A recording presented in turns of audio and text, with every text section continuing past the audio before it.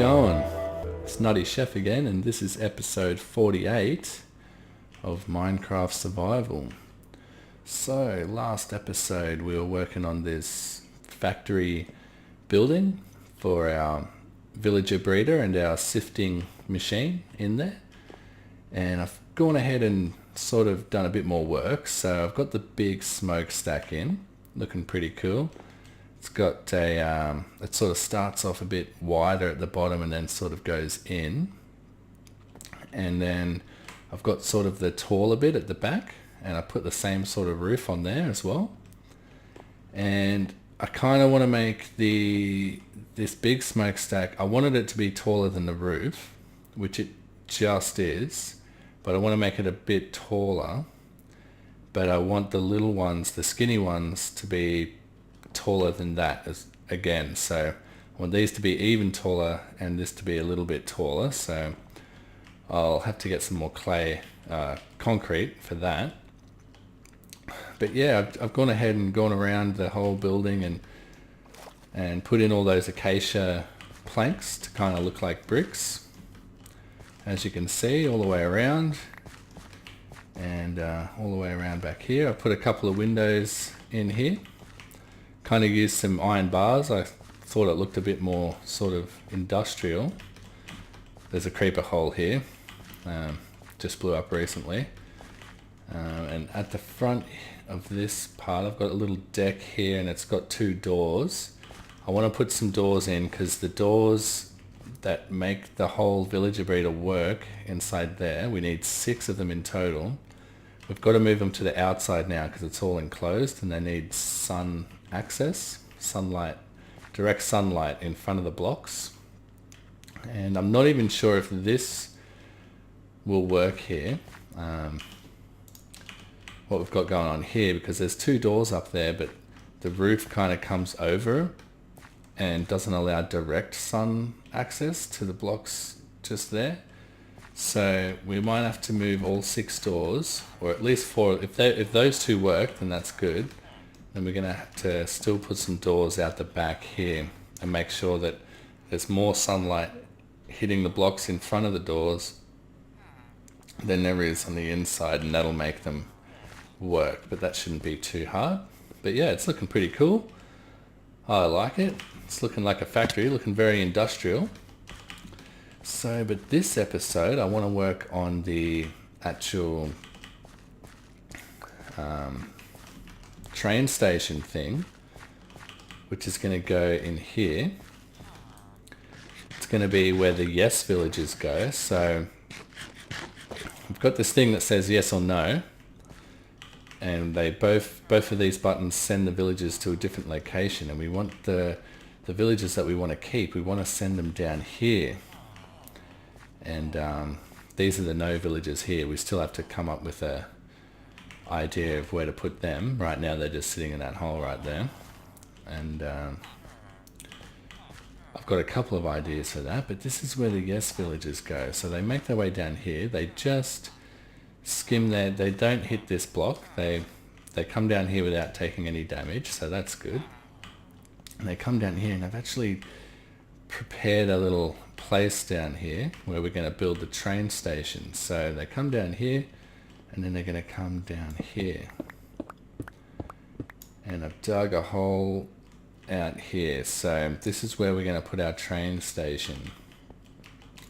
So they're going to come along here, and they're going to still be in a minecart when they come down here, and they're going to fall down this hole, and they're going to land right here, right on this block here. So, and this is where we can make them go to where we want. Like, we can have a train station where we can select, we'll have a selecting panel, and we can select where we want them to go. Like, say we want them to go to this building or that building, we can select that, press a button, and they'll just get taken there by our train station. So that's the idea.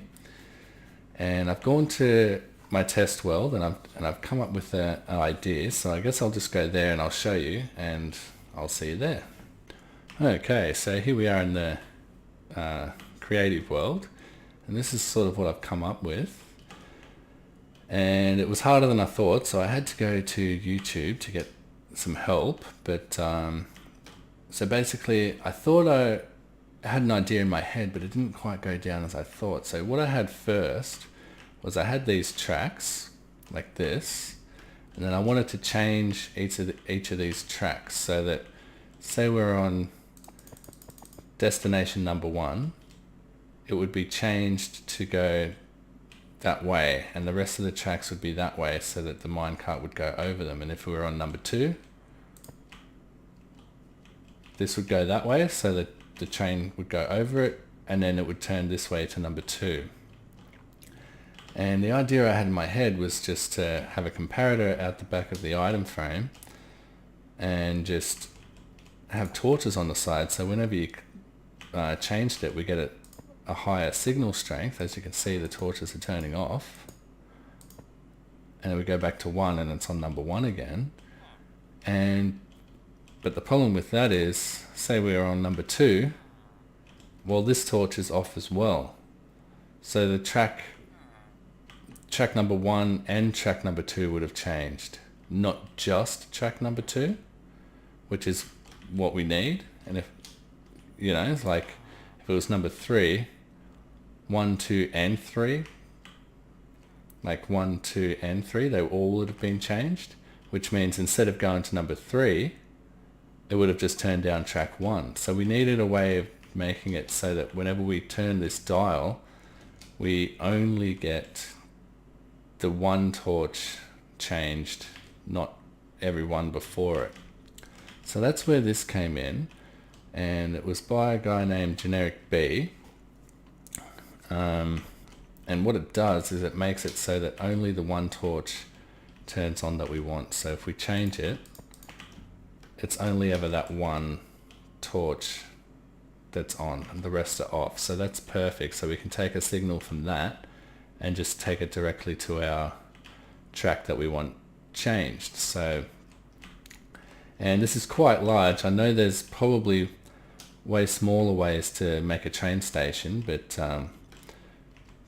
I understand exactly what's going on here, and so I'm going to build it this way. And also we don't need the villagers to return. We just need to send them. So we don't need a return system to make the train tracks change back for it to come back. We just need to send them. So it's way simpler that way. So yeah, this is what we're going to be building, and hopefully I can explain a little bit more while we're building it.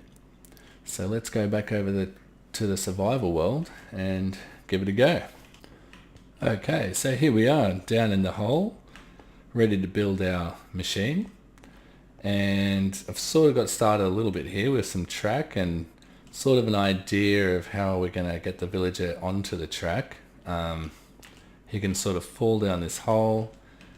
We can have this piston extended and he can land on top of this block when it's here. So he'll be on top of there, and then like we'll just hit a button, like we'll select our station. So this will be our station selector.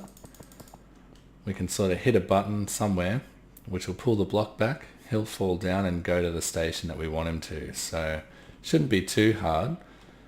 So let me show you what's going on here and we can start building it. So this will be, when this redstone torch is pointed down, we get a signal strength of 1. So this will be our first destination down here when it's pointing down here. And so what we do from here is to get it to only be one signal at a time instead of every signal, we can take some redstone repeaters out of here like that, and we can get some blocks on top of here, and we can put redstone on top of them as well. And then we get some more blocks like this. It's pretty simple. And then we get some repeaters here as well. I should have dug this room out a little bit taller, but that's okay. We got the repeaters in here. Just like this and there. And then we get some more blocks. Coming back like this. and then we have torches on the bottoms of these blocks and right here on these blocks. So now when we turn the dial, say we turn it to that position, see how if we had it just as that one line of redstone with torches on the side of that, it would look kind of like this bottom row of torches, how all of them are off and the last two are on, even though this is the signal that we want. All of the ones before it are off as well. Whereas by doing this, we get only the signal that we want lit up, and that's what we want. So basically now we can just take this and put it into our train tracks. So we'll come across here and we'll actually get rid of every block here and put a powered rail to give our train a bit more momentum. And we'll need our normal rails as well, so we'll make it do a curve every second one. So we put a redstone block to power the powered rail, and then two normal train tracks like that, so we get the curve. And these are going to be our different destinations. So it's going to be just like this, and there's going to be 8 in total. So let's just get all these redstone blocks in, make it a bit simpler for ourselves, and then get the tracks in. Oops.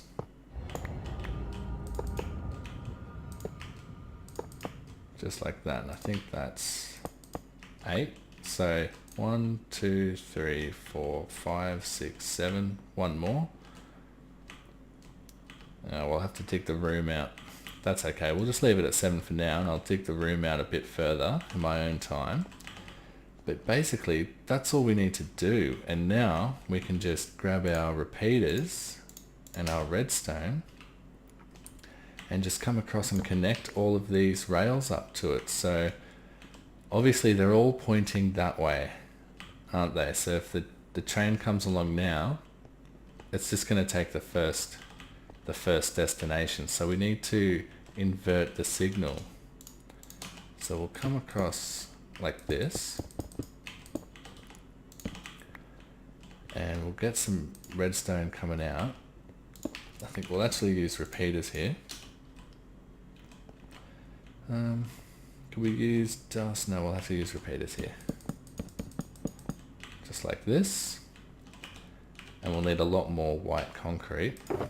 Don't know why I'm using white concrete for the redstone. It's a bit expensive, but that's okay. So we'll come across like this and connect all of the tracks individually. We just got to make sure none of the wires connect to each other. So this one would be going here. So we'll have a torch here, and we'll have our redstone like that to change it. So that's changed now. So the train will go straight across, and it would go down this one now. But when we come across like this, we'll have to put 2 repeaters here, and then we can use redstone again. We'll put a torch at the end and some redstone pointing into it. So now the train's going to go, or the minecart's going to go this way over those 2 tracks, and it's going to go down this one. And once we have them all connected, it should make it so that, say we want destination number 1, which is this one, it's going to go down there. Now if we want number 2, we want to change this track to go this way, and change this track to go the other way, so that it'll go over here and go down number 2. So this should work. Number 2 goes over here, yep, and it goes down here. So that's perfect, that's what we want. So now all we've got to do is do all of these redstone lines without connecting. So use repeaters next to redstone, like this. Wherever there's redstone, put a repeater next to it so it doesn't touch the redstone next to it. And then we should be good to go. So I'll come back once I've done that. It's kind of like the the death counter machine, the same sort of idea that we used there, just so the lines don't connect. Okay, so I've got a little bit of progress made. I dug out that back wall, so we now have the 8 stations, or the 8 destinations, and I filled in all of the redstone up here so that we can power each destination independently of each other. So the control stick over here should work. So if we go to destination number, which one's this? This is 1, 2, 3, 4, 5. So number 5 should be on. So 1, 2, 3, 4, 5. Yep, perfect. See how only this redstone here is lit up? That's perfect, that's what we want. So now our minecart's going to go across all of these corners, and it's going to go down this one. And we can take each of these destinations to wherever we want, to whichever building in our town that we want to take them to. So that's all good. We've got the hard part sort of figured out now. And now I've figured out sort of a better way of doing our villager drop down thing. So we have our villager who's going to drop down this hole here, and he's going to, instead of landing up here and having a piston up here that retracts and lets him fall down onto a flat track here, I sort of made the track go down like this and just had powered rails here so that he can immediately get power and go up this hill. So he's going to fall down onto this block here. That way we can sort of see him. And I think that'll be a bit nicer if we can see him before we send him on his way. And then this button here is just hooked up. Got some gravel here. It's just hooked up to a redstone torch here with some redstone. So it's inverted.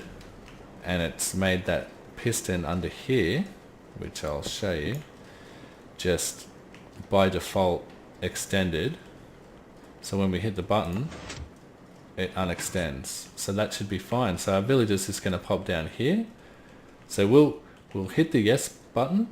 Our villager will go down here. We'll make a staircase coming down here, like maybe up here and into our factory, so that we can come down the staircase, come down here, see our villager, select which station we want to send him to, press this button, that'll retract, he'll fall down, and he'll go to exactly the destination that we want. It's that simple. So that's excellent. I think it's time for a test now. I think we've got at least one villager up there which we could test this on. And yeah, so I'll sort of get things ready up there and we'll do a little test. Okay guys, so I've tested this twice already and we're having problems with this machine up here now. I don't know why. The car's just not going in the right direction when it comes and picks up a villager. But we finally got him in here, so let's press yes to him. And hopefully he should go down this hole into our train station. So let's go.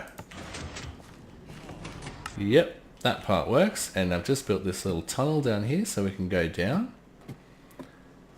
And here we go. Now we can go see him. See, I already did one test, but that's okay. And a couple more minecarts have come down here, but he'll land right there, just perfect. So that's how we want him. So now we can see him quite nicely and we can say, oh, he's a librarian. So we want to send him to, say, destination number 4. And then we press this button. And off he goes, and he gets sent to the library, which I want to build in the future. Say, this is where this track can go. So that's perfect. It all works. It's a bit of a headache, but we got there in the end. And yeah, now I've got to figure out what's wrong with that thing up top, but I should be able to do it. So yeah, thanks again for watching, guys. I'm going to leave it there. If you liked the episode, leave us a thumbs up. And I'll see you in the next episode.